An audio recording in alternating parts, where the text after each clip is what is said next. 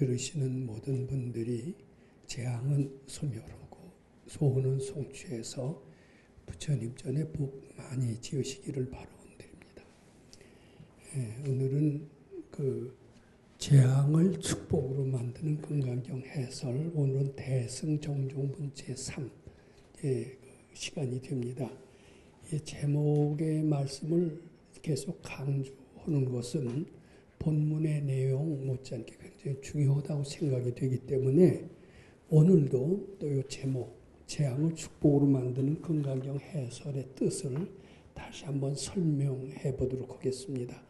이 정확히 표현한다면 순간의 재앙을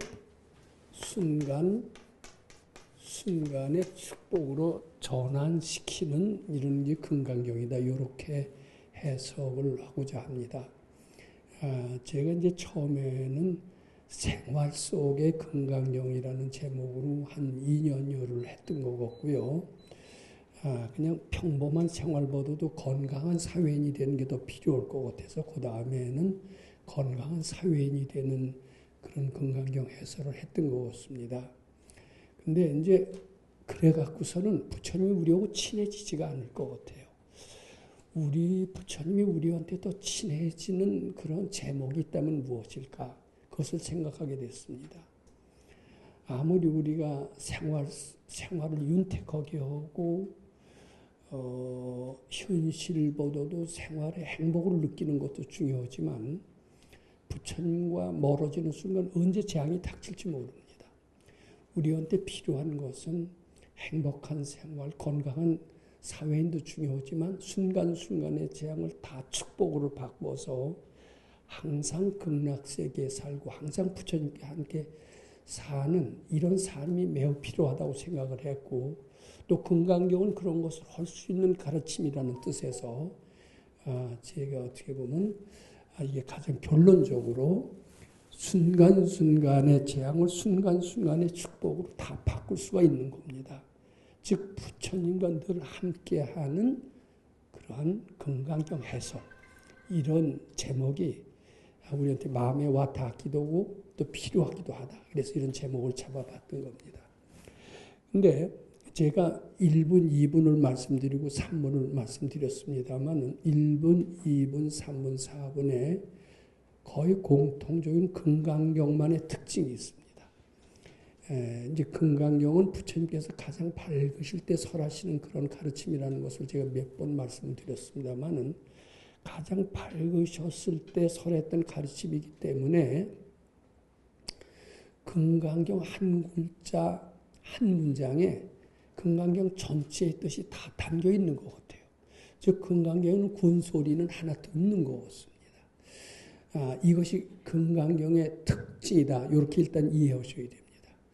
그래서 금강경 요 제목에도 금강경 전체의 내용을 전 다 들어있다라고 보고 요 대승 정종분이라고 하는 이제 이런 자그마한 챕터죠. 챕터에도 아마 금강경 전체 내용이 다 들어가 있을 겁니다. 그리고 여기 제가 이제 요 하나의 문장을 썼습니다. 요 금강경 3번에 나오는 문장이기도 합니다만은 요 한 문장 속에도 금강경 전체의 뜻이 다 담겨 있다. 또 이렇게 말씀드리고자 합니다. 사실 요 하나만 잘 설명을 해도 3분의 뜻을 다 설명한 거나 다름이 없다. 이렇게 말씀드립니다. 근데 이렇게 한 문장, 한 단어에 이미 금강경 뜻이 다 포함되어 있기도 하지만 또 금강경에 이런 특색이 있어요. 이제 금강경 처음에 시작할 때 이제 부처님 앞에 앉습니다. 이제 부처님이 이제 엄숙하게 앉아서 이제 법문을 시작하려고 합니다. 우리는 그 학생이 돼서 지금부터 부처님 강의를 듣습니다.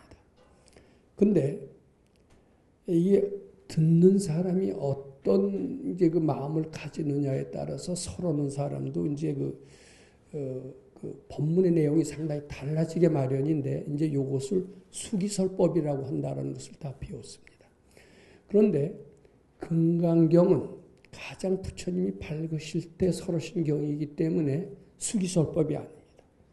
부처님 즉 당신께서 하시고 싶은 말씀을 다 유감없이 다 쏟아내놓은 가르침이 금강경의 특징이기 때문에 군소리가 없고 수기설법이라는 것은 그 사람, 그때 필요한 얘기나 마찬가지입니다. 이건 수기설법이 아니기 때문에 한 문장 자체, 그 사람한테만 필요한 게 아니라 모든 사람한테 공통적으로 표현, 다 통용되는 그런 가르침입니다. 이것이 또 특징 중 하나입니다. 그리고 이제 금강경 처음 이제 부처님 시작할 때 딱 우리가 자리에 앉아서 듣습니다. 근데 되게 가장 밝으실 때 설하신 금강경이라는 것은 무엇을 의미하느냐? 부처님이 밝다는 뜻이 아니라 부처님이 밝고 어두운 때가 있기 때문에 가장 밝으실 때라는 그런 표현을 쓴 것이 아닙니다. 그것은 중생들이 모든 고통에서 벗어나고 마음의 한을 다 풀었기 때문에 부처님이 본격적으로 하시고 싶은 말씀을 다 알아들을 정도로 근기가 대단히 성숙했기 때문에 가장 밝으실 때라는 표현을 썼습니다. 가장 성숙했다라는 것은 무엇이냐? 이기적인 목적으로 법문을 듣지 않습니다. 지극히 공경심으로 법문을 듣습니다. 지극히 공경심으로 법문을 듣는 사람은 마음이 이미 굉장히 경건합니다. 우리 경건한 상태가 어떤 상태인지 우리는 잘 모를 수도 있습니다. 그 예를 제가 하나 좀 들어보고자 합니다. 저는 금강경 읽은 지 꽤 오래됐습니다. 아마 66년도 백 박사님을 처음 만났을 때 아침에 금강경 한 번을 읽는 것은 오전에 하루 종일의 재앙을 소멸하는 것이다. 그때는 제가 늦게 일어났습니다. 그랬더니 5시에는 일어나야 된다. 요새는 5시 이전에 일어납니다. 근데 그때는 5시에 일어나는 것도 대단히 대단했기 때문에 5시에는 일어나서 금강경 한 번을 읽어라. 그것은 하루 종일의 재앙을 소멸하는 것이다. 또 저녁에 한 번 읽어라. 그것은 밤중에서부터 새벽까지의 재앙을 소멸하는 것이다. 역시 그 말씀대로 아침에 한 번 읽고 저녁에 한 번 읽게 되니까 참 그때 제가 군대에 있었을 때인데 생활이 아주 괴로웠던 그 생활이 변하기 시작을 했습니다. 굉장히 즐거움으로 바뀌었습니다. 고두에 이제 그 사회생활을 오래 하고 몇십 년이 지났습니다만은 이게 사회생활을 제대로 하려니까 1독 갖고는 좀 부족한 것 같아요. 1독 갖고 되는 사람이 있다면 모르겠어요. 농사나 짓고 단순한 일을 할 때는 농경시대에는 아마 아침에 한 번 잘 읽고 저녁에 한 번만 잘 읽어도 될 것 같아요. 근데 요새는 옛날 사람이 100년을 산다면 똑같은 100년이라는 기간 동안에 옛날 사람 300년 사는 것보다도 일을 더 많이 합니다. 스트레스도 더 많이 받습니다. 이때는 금강경 아침에 한 번, 저녁에 한 번 읽어갖고는 안 돼요. 그래서 그때부터 이제 이런 복잡한 산업사회에서 금강경 7독을 권하셨고 7독을 함으로써 마음의 평화와 안정을 얻을 수 있다라고 이렇게 가르치셨습니다. 근데 7독이라는 것은 저는 이제 7독 하기가 그렇게 어렵지 않습니다만 처음에 7독을 익숙하지 않은 분은 아주 몸이 뒤틀리고 뭐 읽기가 싫고 오늘도 또 어떻게 7독을 해야 되나 7독 하면 골이 지근지근 아프고 뭐 이러신 분들이 있는 것 같아요. 근데 그것은 이제 지나가는 과정이고 자꾸 금강경 읽다 보면은요, 뭐 금강경은 왜 많이 자주 읽느냐? 또 누가 그런 얘기를 합니다. 아무리 재미있는 소설도 2번, 3번 읽으면 실증이 나는데 금강경 한두 번 읽으면 또 잘 정독하면 다 아는데 자주 해서 되풀이해서 읽으면 그게 무슨 공덕이 되겠느냐? 뭐 이렇게 생각하는 사람이 있습니다. 이건 너무나 금강경을 몰라서 그렇습니다. 이 금강경이 뭐라고 그랬어요? 이 금강경을 수지 독서하는 사람은 그 공덕이 무량무변하다고 그랬잖아요. 속눈샘 치고 자꾸 읽어보는 게 좋습니다. 근데 금강경을 많이 읽고 7독이 생활화된 사람들은 뭐 얘기를 잠깐 들어봤어요. 저는 아직 그 정도는 못됐습니다만은 금강경을 펴놓기만 해도 읽지도 않는 겁니다. 근데 그전에는 금강경 펴놓기만 해도 이 7독을 어떻게 읽으면서 골이 지근지근 아프고 요 꾀를 쓰고 저 꾀를 써서 금강경은 안 읽려고 합니다, 우리가. 근데 금강경인데 재미를 붙이면은 펴놓기만 해도 아주 골이 시원해진대요. 이제 펴놓으면서 부처님과의 만남이 시작이 됩니다. 시작이 되자마자 이미 펴놓기만 해도 골이 시원하면서 벌써 부처님과 한 마음이 된다는 거예요.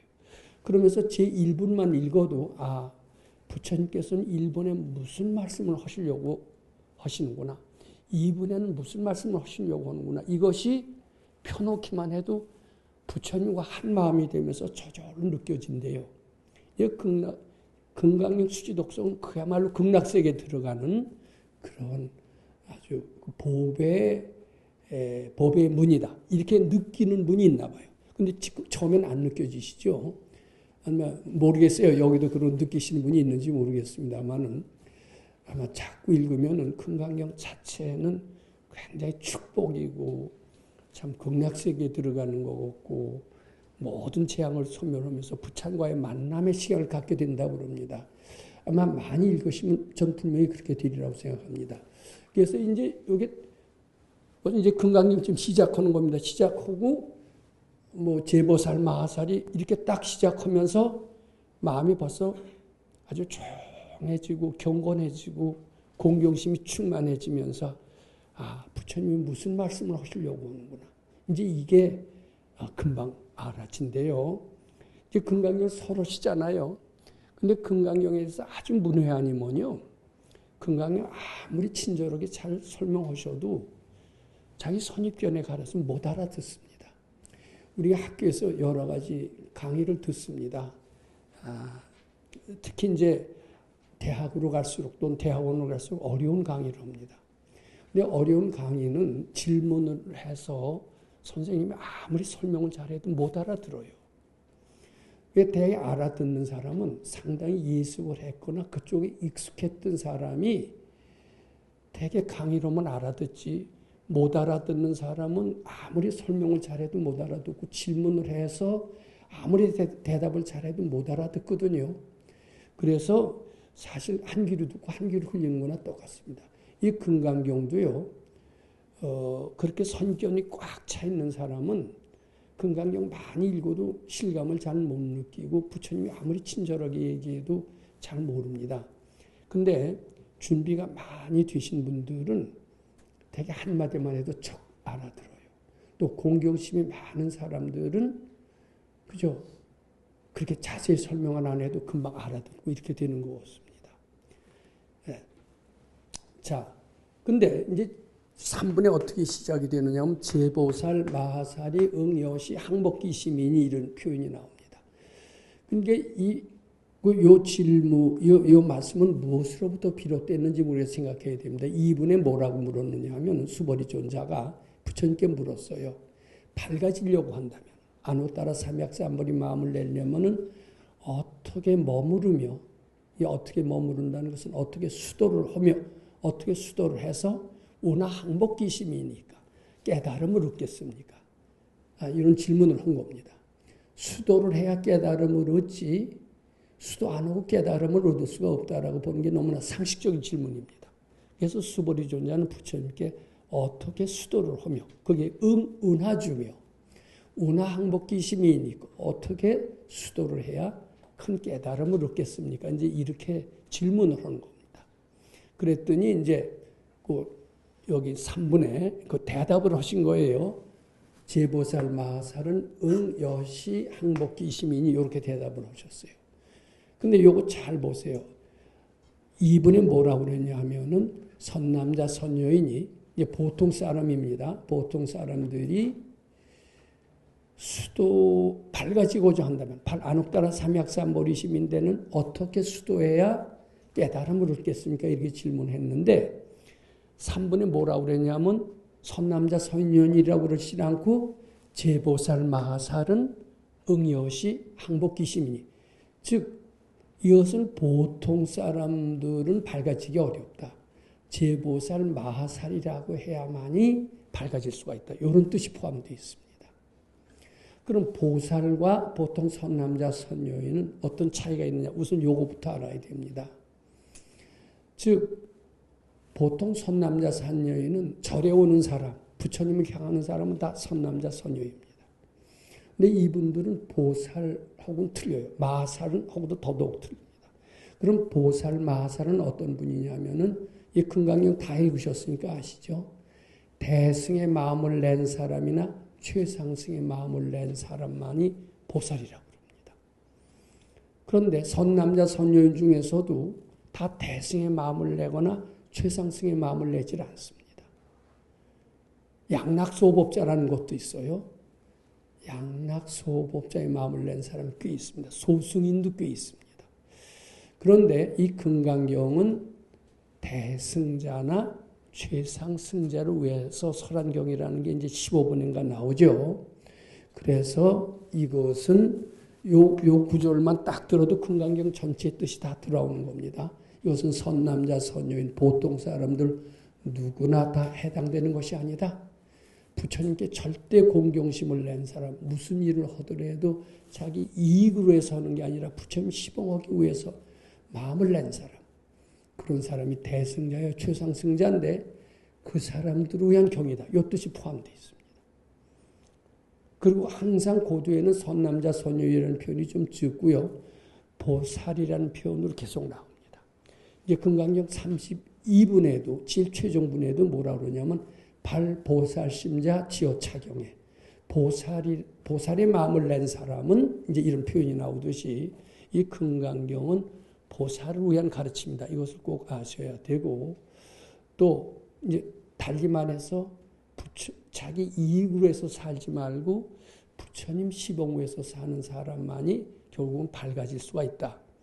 그렇지 않은 사람은 이 금강경 가르침, 부처님께서 가장 밝으실 때 설하신 가르침과는 가르침에 해당되지 않는다. 이런 뜻이 포함되어 있습니다. 이 구절만 잘 해석해도 이제 금강경 전체 뜻이 다 포함되어 있다는 뜻이 됩니다. 그 다음에 자, 요거 잘 들어보세요. 수보리尊자가 어떻게 물었습니까? 어떻게 수도해야 밝아지겠습니까? 이렇게 물었죠. 운하주며 운하항복기심이니까 이를 물었어요. 근데 그러면 수도하는 방법을 먼저 얘기를 해야 순서가 맞겠죠.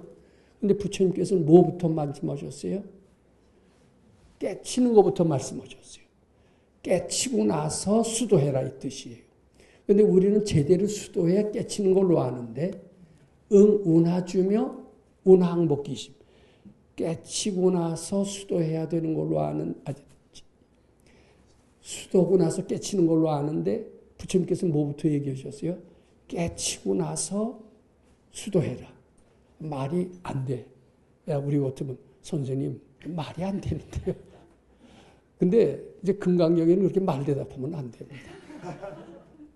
말 대답하면 더 몰라져요. 아, 저 무슨 내 상식하고는 틀리지만 부처님께서 저 의미심장한 그런 뜻이 있겠지. 내가 알아서 깨치라는 뜻이겠지. 질문하고 싶은 생각을 바치면 알아진다는 뜻이겠지. 이렇게 알아들어야 되는 것이 금강경 가르침의 특징입니다.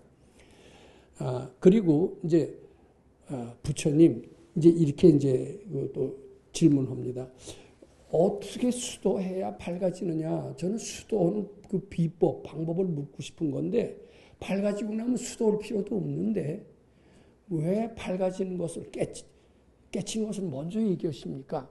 말이 안 됩니다. 이제 이렇게 질문하잖아요. 요 속에는 무엇이 포함되어 있느냐면 부처님을 사람으로 알고 그렇게 질문하는 게 포함되어 있습니다. 부처님을 지금 신으로 알지 않기 때문에 그런 질문이 가능합니다. 만약에 부처님이 신으로 안다. 부처님이 어련히 알아서 깨치는 것이 먼저라고 얘기하실진데 그 참뜻을 모르려면 그 참뜻을 알려고 노력을 해야지 저희를 그냥 실수도 할 수 있는 가끔가다 말이 안 되는 소리도 할 수 있는 보통 사람으로 알기 때문에 그런 질문이 가능합니다. 그러니까 이게 달리 말해서 공경심이 부족해서 그런 질문을 하는 겁니다.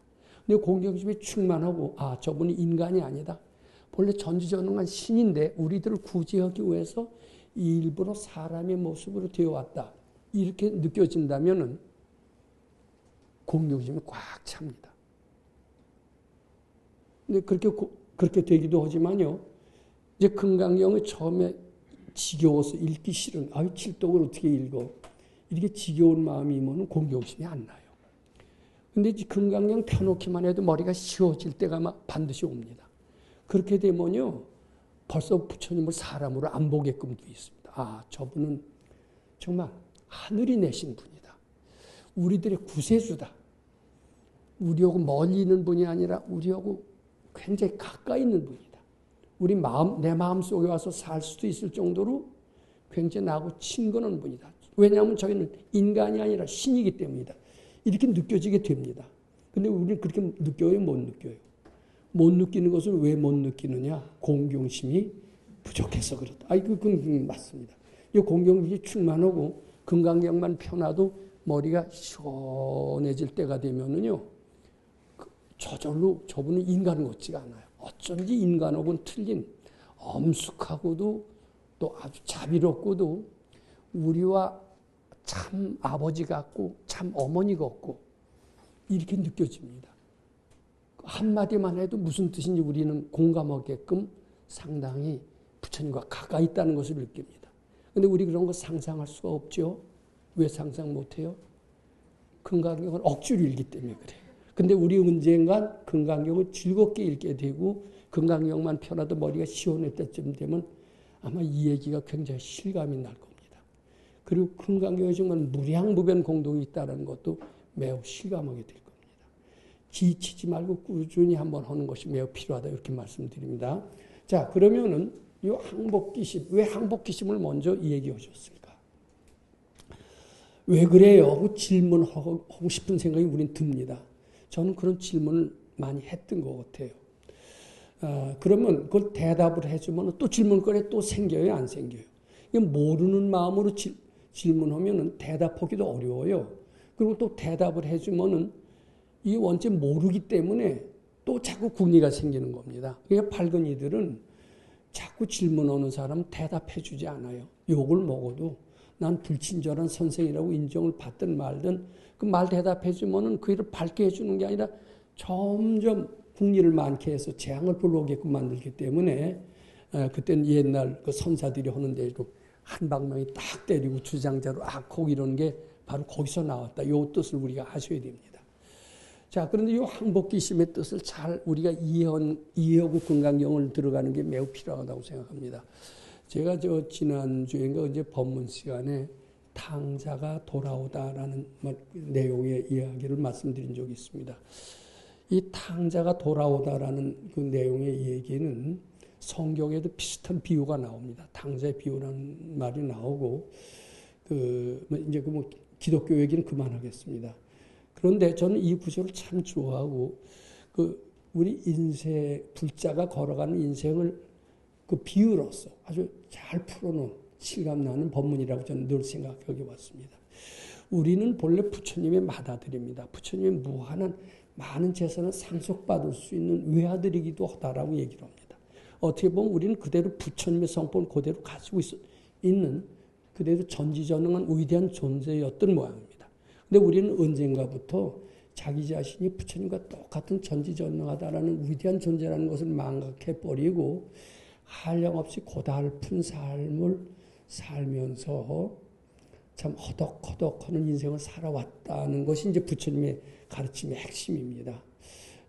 저는 우리가 그렇게 금생에 몇 년 살았다고 여러 생 고달픈 삶을 살았나 이 실감이 안 납니다. 근데 이제 우리 도인을 만나서 제가 오랫동안 같이 생활해 보니까 그분은 금생만이 다 있는 것으로 아시지 않더라고요. 여러 생, 수백 생, 수천 생, 수만 생을 우리는 무식업으로 살아왔던 그런 존재라는 것을 그런 밝은 이들은 실감하고 있더라고요. 그 무식업으로 살아오면서 사람 몸만 받았느냐?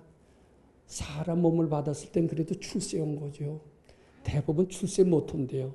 한량없는 축생 몸을 받고 지옥, 악이, 아수라 속에서 한 번 또 그쪽에 축생 몸을 받게 되면 사람 몸으로 들어온다는 것은 굉장히 어렵대네요. 수많은 생활 동안 그래도 축생 중에서도 복이 있는 축생도 있지만 아주 참 비참한 축생이 너무나 많습니까? 그런 오랜 동안 생활하면서 한량없는 고생 속에서 살았다는 거예요. 그리고 용케 사람이 됐더라도 사람 몸 오래 유지하지 못한대요. 바로 또 축생이 되면서 한량없는 고통 속에서 신음을 했대는데 그게 사실인가 생각해 보면 아주 등골이 오싹오싹할 때가 있습니다. 저는 그런 도인 밑에서 살았는데 한편으로는 좋죠. 그 전생 혼이하는 도인이 얼마나 좋아요. 축복이죠. 영광이죠. 근데 그네들이 얘기하는 전생 세계를 다 알고 사람 몸 못 받아서 축생으로서 한량없는 고생했던 제 전생을 조금이라도 되돌아보게 되니까요. 정말 식은땀이 날 정도입니다. 전 그런 체험을 했습니다. 이게 공부밖에 할 게 없더라고요. 근데 이게 이제 그 탕자의 법화경 신의 품에 나오는 탕자의 비유가 뭐냐면은 이제 어렸을 때 아버지를 버리고 달아납니다. 근데 아버지 굉장히 부자예요. 그 나라 최고 부자예요. 수많은 재산을 가지고 있어요. 근데 아들이 그런 아버지를 둔 걸 보고 영광으로 생각하고 감사하게 생각했으면 그 아버지 재산을 몽땅 받겠죠. 근데 원체 되먹길 좀 이상하게 되먹었어요. 그래갖고서는 뭐 나쁜 친구의 꼬임을 받았든지 이래갖고서는 이제 아버지를 등지고 떠나면서 아버지가 한테 받은 조그만 재산 다 까먹고 한없는 고생을 하는 겁니다. 고생을 하다가 이제 참 날품팔이도 하고 막노동도 하고 어디 가서 수많은 경천도 당했겠죠. 병도 들었겠죠. 돌볼 사람 없어서 신음도 많이 했겠죠. 죽는 고비도 여러 번 남겼겠죠. 그리고 이제 아버지 큰 부잣집이 왔는데 아버지가 알아보고서는 늙어서 재산을 다 물려주려고 아들 찾던 중에 아들이 나타났으니 얼마나 반가워요. 그래서 이 아들아, 너 내 아들이고 이게 네 집이다. 이제 이렇게 대뜸 좋아서 얘기를 했더니 그걸 반갑고 감사해야 되고 희소식이라고 생각해야 될 텐데 원체 탕자의 습관에 익숙해 있던 사람은 이게 나를 잡아 가두고 고문하려고 하는구나 이렇게 생각을 했던 겁니다. 왠지 그런 생활에 오래 익숙해 있기 때문에 자기한테는 은혜라는 것은 있을 수가 없다 이렇게 생각을 했기 때문에 아마 그랬던 모양입니다. 그러니까 이제 그 아버지가 참 그 탕자죠. 탕자의 생각이 너무 졸려온 줄 알고 얘한테는 많은 재산이 필요 없다. 천한 일부터 차츰차츰 좀 좋은 일로 시켜가자. 이래갖고서는 일부러 허름한 옷을 갈아입고 이제 천원 일부터 시켰다는 겁니다. 똥고름 치는 일부터 시켰다고 이렇게 나옵니다. 그래갖고선 뜻이 점점 커지길 기다렸는데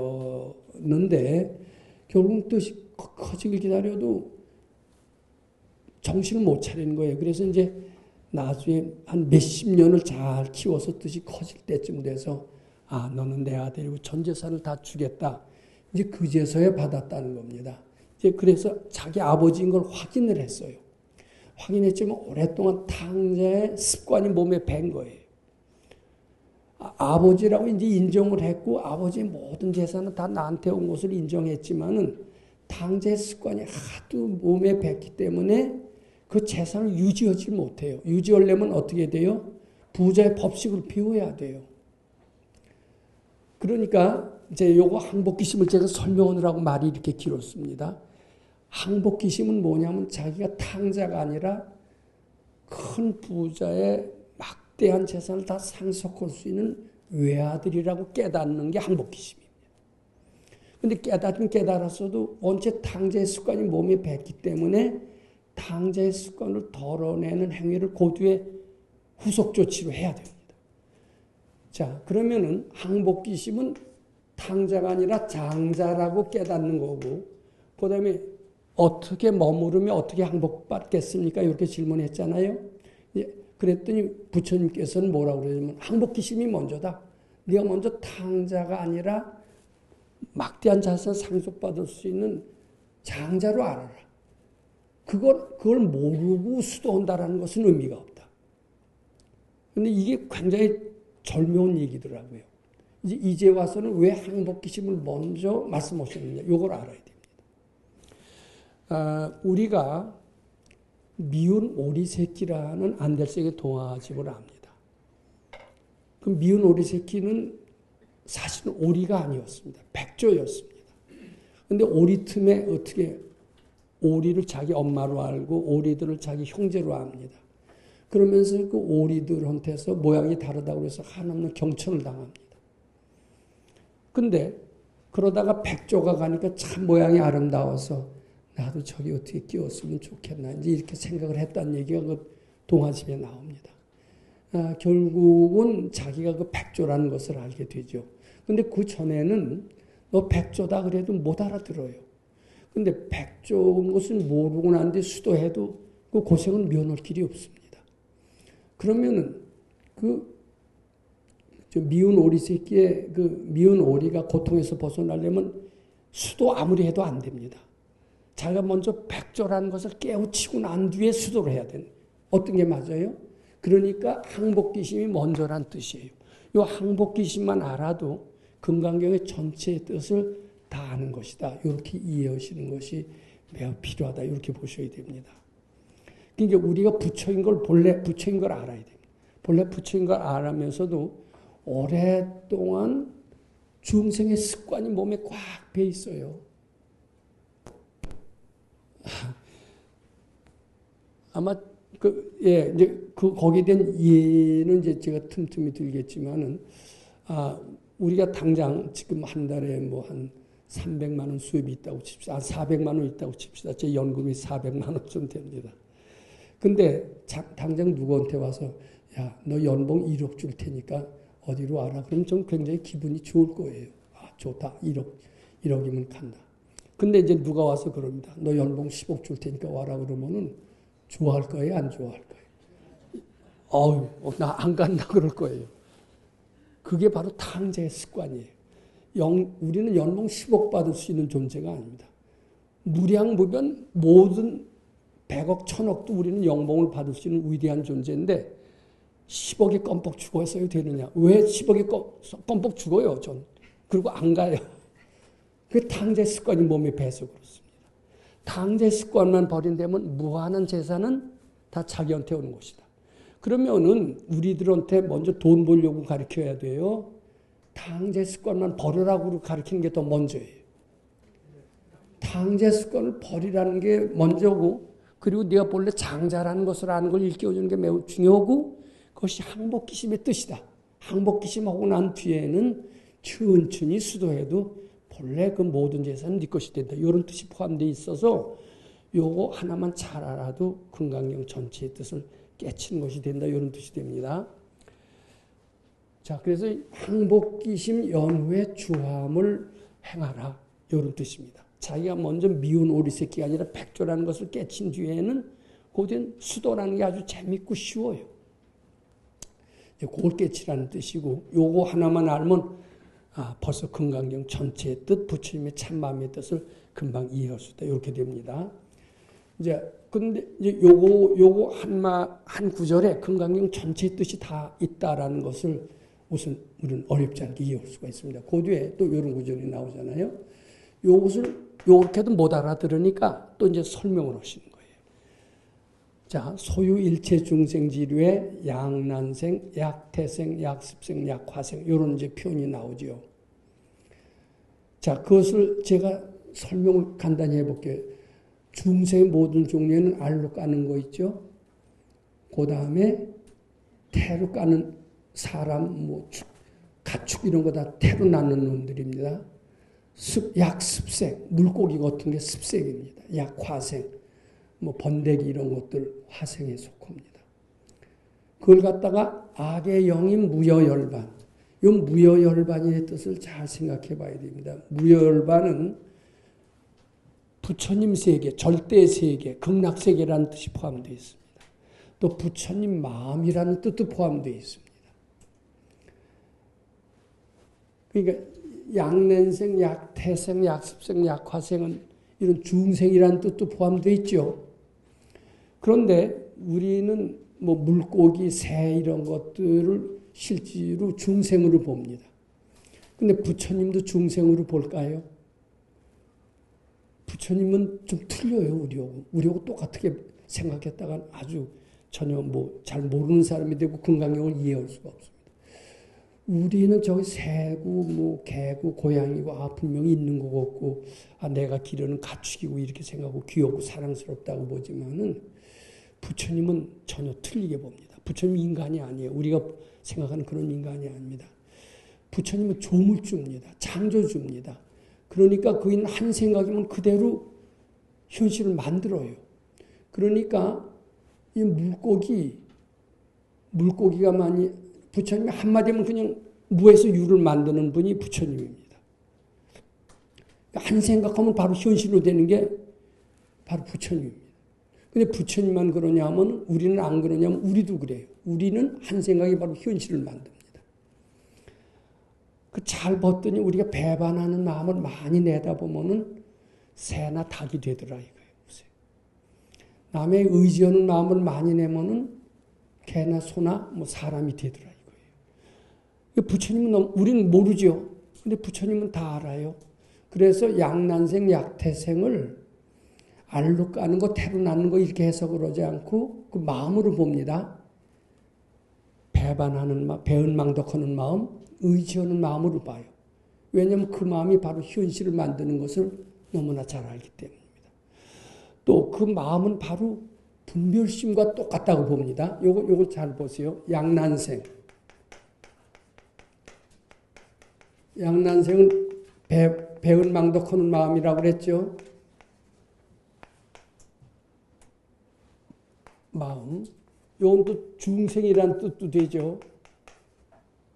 배은망덕하는 마음이니까 또 분별이라는 뜻도 포함되어 있습니다. 분별심. 또 요건 무슨 뜻이 포함되냐면 재앙이라는 것도 포함됩니다. 재앙. 그러니까 양난생은 우리가 알기에는 축생으로만 밖에 볼 줄 몰라요. 근데 부처님만 하더라도 이거는 축생이 아니라 배은망덕하는 마음이다 이렇게 보게 됩니다. 근데 부처님은 좀 더 한들 떠서 배은망덕하는 마음은 우리의 분별심이다. 이 분별심이고 바로 또 재앙이다. 이렇게 봅니다. 여러 가지 뜻이 있어요. 필요할 때 중생을 위해서 수기설법할 때 써먹게 되는 겁니다. 자, 그러니까 이것을 어떻게 해석해야 되느냐. 양난생, 약태생을 각종 중생으로 해석한다면 모든 중생을 부처님 만들겠다고 해라. 이렇게 해석이 올 수가 있습니다. 이거 굉장히 중요합니다. 그 뒤에 마음으로 해석할 수가 있어요. 이걸 마음으로 해석하면 배은망덕하는 마음, 의지하는 마음, 숨는 마음, 피하는 마음을 다 소멸해라. 이런 뜻으로 해석합니다. 또 달리 말해서 부처님께 바쳐라. 이렇게 해석이 됩니다. 또 이걸 분별로 해석합니다. 이 분별로 해석하면 모든 분별심을 부처님 하는 마음으로 바꿔라. 이렇게도 됩니다. 사람에 따라서 달리 써먹어요. 근데 실천 가능한 해석이 뭐냐? 모든 분별심을 부처님 하는 마음으로 바꾸어라가 실천 가능한 해석이다. 이것은 달리 말해서 그렇게 되면은 모든 재앙은 축복으로 바뀔 것이다. 이렇게 이어지는 겁니다. 그래서 이 무여열반은 바로 이제 부처님이나 마찬가지인데, 이 부처님 세계는 절대 세계나 마찬가지고, 또 여기 이렇게 썼습니다. 이 부처님, 인간 석가열애라고 보면 안 됩니다. 우리는 특히 소승경전에서는 석가열애를 인간으로 많이 묘사를 합니다. 저는 그 큰 스님들이 인도 성지순례 수많은 신도들을 데리고 인도 성지순례 가는 것을 필름으로 봅니다. 필름으로 보면은 이제 그 스님이 설명을 해요. 여기는 부처님께서 고행하던 장소, 성불하셨던 장소, 금강경을 설었던 장소, 이제 이렇게 설명을 합니다. 그러면 신도들은 부처님께서 고행을 하시느라고 얼마나 고생이 많으셨을까. 우리 중생들을 어여삐 여겨서 초전법륜을 하시느라고 하면서 눈물을 뚝뚝 흘립니다. 그건 부처님을 사람으로 보기 때문에 그런 해석이 가능하죠. 근데 부처님을 사랑으로 보는 해석이 지금 불교 신자들의 주류를 이루고 있습니다. 사람 중에서 좀 뛰어난, 그러면은 뛰어난 분. 그럼 우리 구세주하고는 틀립니다. 근데 부처님 그렇게 사람으로 봐서도 안 됩니다. 그러면은 불교 사실 잘못 믿는 거로 저는 생각합니다. 왜냐하면 저도 처음에 그렇게 해석을 했다가, 불교를 점점 몰랐어요. 그리고 생활에 아주 뒤떨어진 사람이 되고 말았던 것 같습니다. 근데 그것을 신으로 봐야 되고, 전지전능원분으로 봐야 되고, 그리고 또 이것이 있습니다. 참나라고 봐야 됩니다. 부처님이 참나입니다. 지금 요 나는 뭐냐? 가짜 나예요. 우리 요게 진짜 나로 알고 있고 내 속에 참나가 뭔지도 모릅니다. 내 속에 부처님 세계가 있어요. 근데 그 부처님 세계는 참나이기 때문에 나하고 가장 가깝습니다. 제가 이런 표현을 썼습니다. 내가 아플 때 바로 달려와요. 제가 충청도 사람, 여기 계시면 좀 충청도 사람 놀리는 얘기가 있잖아요. 아버님 돌 굴러가유 하는 동안에 벌써 말하는 동안에 돌이 아버지를 다치게 할 수 있습니다. 그러면 그 말이 도움이 됩니까? 안 됩니까? 돌로 굴러가기 전에 아버지 돌 굴러가! 그러지 않으면 돌! 이렇게 해서 빨리 피하게 만들어야죠. 그럼 부처님은 어떤 부처님이냐면 위급할 때 바로바로 구해주는 게 부처님이지. 그게 참나 아니에요? 그 부처님은 어떻게 표현해야 됩니까? 대자대비라고 표현해야 됩니다. 또 순간의 재앙을 순간의 축복으로 만들 수 있어야 됩니다. 그리고 손발보다 가깝고 호흡보다 밀착된다라고 알고 있어야 됩니다. 그럼 부처님 표현 중에 여러 가지가 있죠. 훌륭한 인간이라는 것도 표현이 되지만 신이라는 것도 표현이 되고 조물주라는 것도 되고 또 구세주도 됩니다. 또 참나도 됩니다. 필요할 때 우리가 다 쓸 수가 있어요. 그리고 요 표현도 굉장히 부처님은 손발보다 가까워야 됩니다. 재앙이 생겼을 때 그 소원을 빌었을 때 죽을 때 나가서 이루어진다면 그런 부처님이 영검해야 안 영검해요. 근데 부처님 진짜 영검하거든요. 우리 영검은 부처님 우리가 실감하자는 겁니다. 근데 이게 시간이 다 됐대네요. 그래서 이게 정리할 틈도 없네요. 근데 정리할 필요가 없어요. 왜냐하면 한 문장 속에서 이미 전체의 뜻을 다 했기 때문에 이게 서론이고 본론이고 결론이 아니에요. 이미 이 속에 서론, 본론, 결론 다 했기 때문에 그전 것들은 정리했어요. 정리하니까 명쾌하고 좋았죠. 근데 정리하실 필요 없어요. 정리하다 보면 재앙이 어느 틈에 닥칠지 모릅니다. 그렇게 느린 비효율적인 건강경에서는 안 돼요. 죽을 때 갑자기 당할 수 있잖아요. 그런 건강경에서는 안 됩니다. 죽을 때도 항상 나를 보호해주는 부처님과 함께하는 건강경. 이것이 제가 금주부터 말씀드리는 건강경 중에 하나다. 그러니까 이 중간에 끝내도 제가 드릴 말씀은 다 드렸다. 이렇게 말씀드릴 수가 있습니다. 시간 다 됐습니다. 예, 감사합니다.